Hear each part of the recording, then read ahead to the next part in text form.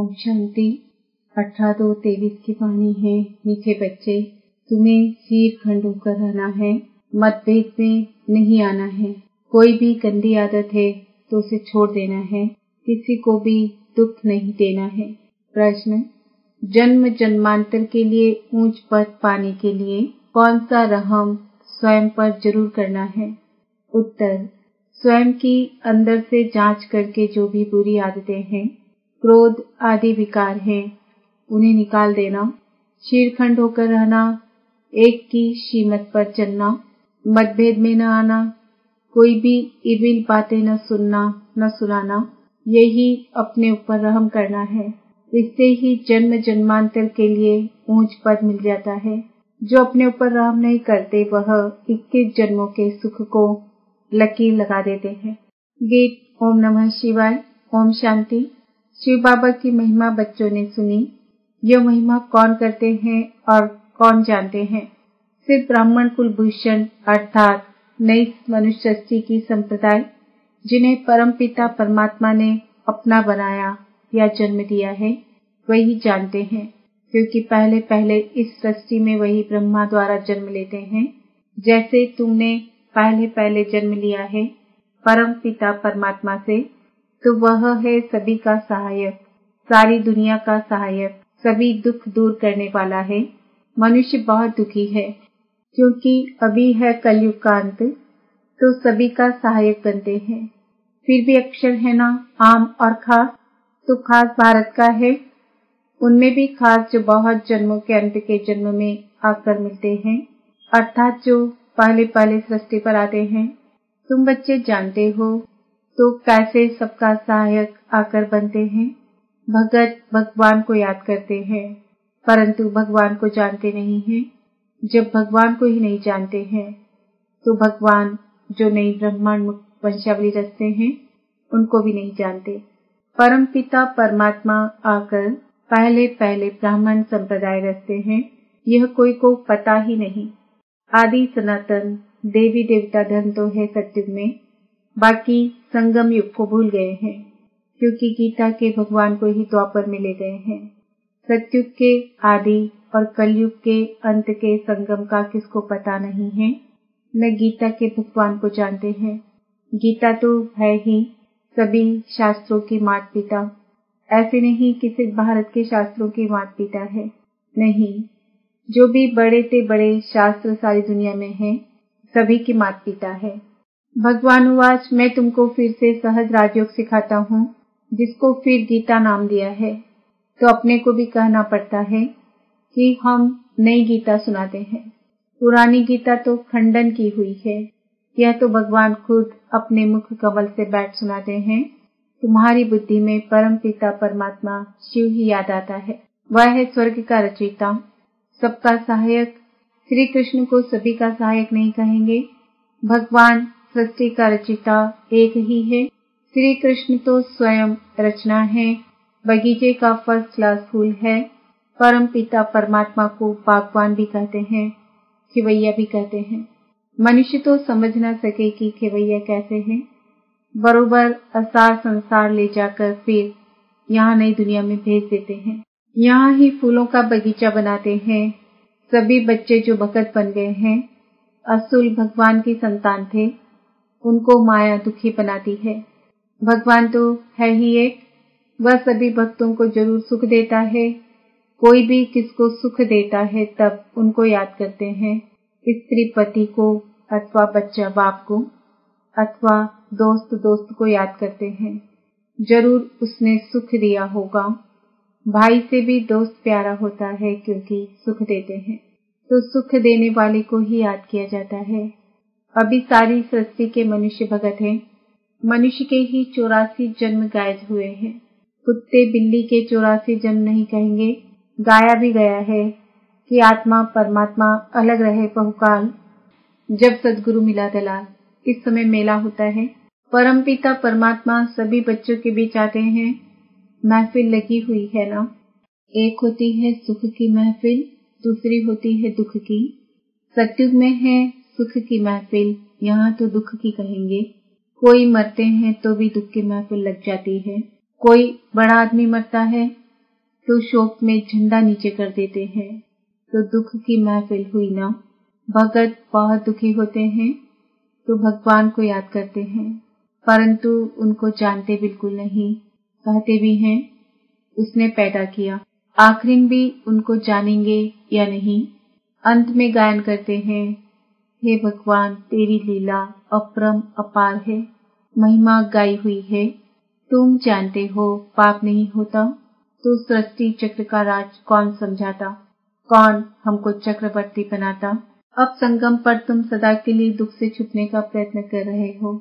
संगम युग कोई बड़ा नहीं है, अपना यह नया जन्म है, ये छोटा सा युग है। हम बच्चों के पुरुषार्थ के लिए बड़ा इम्तिहान है। इनकी सब्जेक्ट सभी इम्तिहानों से न्यारी है।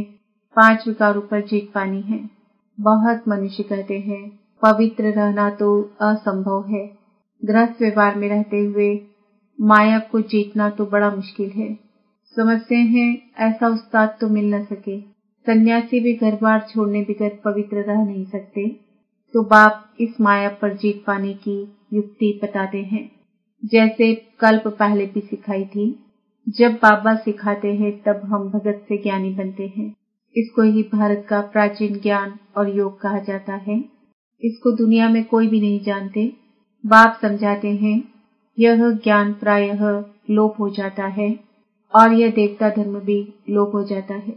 ड्रामा में ही ऐसा है, जब प्रायः लोप हो जाए, सृष्टि दुखी हो, तब तो भगवान आकर फिर से स्थापन करे। यह भी कोई को पता नहीं कि कलयुग की आयु कब पूरी होती है। तुम ही बाप को और इस ड्रामा के आदि मध्य अंत को जानते हो। देखने में कितने साधारण हो, कुब्जाएं अहिल्याएं, परंतु नॉलेज कितनी ऊंची है। अपने सारे 84 जन्मों के चक्र को तुम जानती हो। थोड़ा भी कोई याद करे तो भी अच्छा। अपना अहंकार नहीं रखना चाहिए। अंत तक हम पढ़ते रहेंगे, गुह्य से गुह्य नॉलेज सुनते रहेंगे। पाप दिन प्रतिदिन सहज कर समझाते हैं। भगवान एक है, उनको ही सब याद करते हैं। भगवान ही हेवन स्थापन करते हैं, तो जरूर देवता बनाने के लिए संगम पर ही राजयोग सिखाएंगे। तो मैनर्स भी ऐसे चाहिए। जब पाप खत्म हो तब तो विजयमाला का दाना बने, टाइम लगता है। यह है सुहावना संगम का मेला।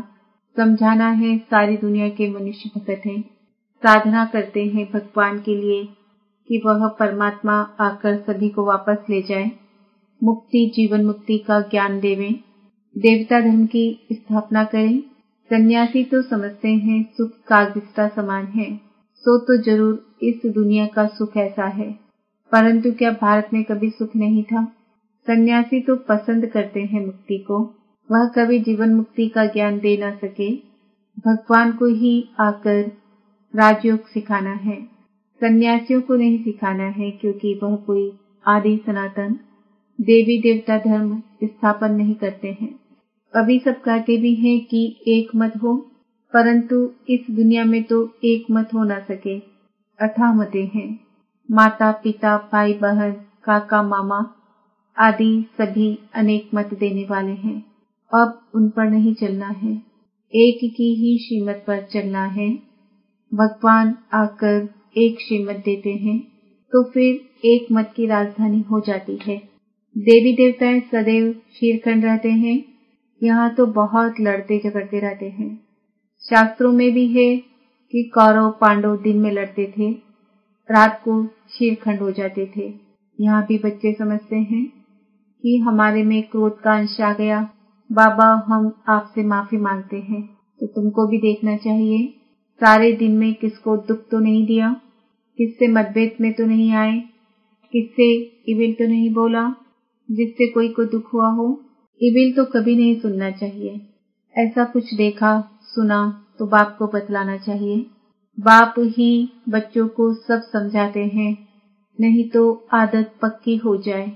कोई में कोई भी गंदी आदत है तो छोड़ देना चाहिए, नहीं तो पद भ्रष्ट हो पड़ेंगे। बादशाही के आगे प्रजा के नौकर जाकर गरीब ही कहेंगे ना।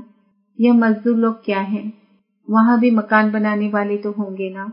तो बाप समझाते हैं कभी लून पानी नहीं होना चाहिए, क्रोध करना बहुत बुरा है। जन्म जन्मांतर के सुख को लकीर लग जाती है। अपने ऊपर रहम करते रहो। ज्ञान मार्ग में मैनर्स बहुत अच्छे चाहिए। 5 भूतों को भगाते रहो। बाप श्रीमत देते हैं और क्या करेंगे। बहुत लिखते भी हैं कि बाबा हमारा क्रोध छूट गया है, बीड़ी पीना आदि गंदी आदतें छूट गई है। तो गोया अपने पर रहम किया ना। अब हेवनली गॉडफादर स्वर्ग का पद प्राप्त कराने हमको पढ़ा रहे हैं। ऐसा बुद्धि में आता है। यह नशा रहना चाहिए। जितना याद करेंगे उतनी खुशी रहेगी। भल भगवान को सभी तो नहीं जानते, परंतु न जानते भी कल्याण तो सभी का होना है। सभी को यह पता पड़ जाए कि भगवान आया है तो यहाँ भीड़ मच जाए। चींटियों मिसल आकर इकट्ठे हों। मिल भी न सके, इसलिए बड़े कायदे से ये ड्रामा बना हुआ है। अच्छा, मीठे मीठे सिकिलते बच्चों प्रति माता पिता बाप दादा का याद प्यार और गुड मॉर्निंग। रूहानी बाप की रूहानी बच्चों को नमस्ते। हम रूहानी बच्चों की रूहानी बाप दादा को याद प्यार गुड मॉर्निंग नमस्ते ओम शांति। धारणा के लिए मुख्य सार, ज्ञान और योग से भगत से ज्ञानी तू आत्मा बनना है। गृहस्थ व्यवहार में रहते माया को जीतना है। पवित्र जरूर बनना है। ज्ञान मार्ग में बहुत अच्छे मैनर्स धारण करने हैं। बहुत बहुत मीठा निरहंकारी बनना है। इबिल बातें नहीं बोलनी है। मतभेद में नहीं आना है। वरदान, समेटने की शक्ति द्वारा पेटी बिस्तरा बंद करने वाले समय पर एवर रेडी भव। एवर रेडी उसे कहा जाता जो समेटने की शक्ति द्वारा देह के संबंध पदार्थ संस्कार सबका पेटी बिस्तरा बंद करके तैयार हो। इसलिए चित्रों में भी समेटने की शक्ति को पेटी बिस्तरा पैक किया हुआ दिखाते हैं। संकल्प भी न आए कि अभी यह करना है, यह बनना है। अभी यह रह गया है। सेकंड में तैयार, समय का बुलावा हुआ और एवर रेडी।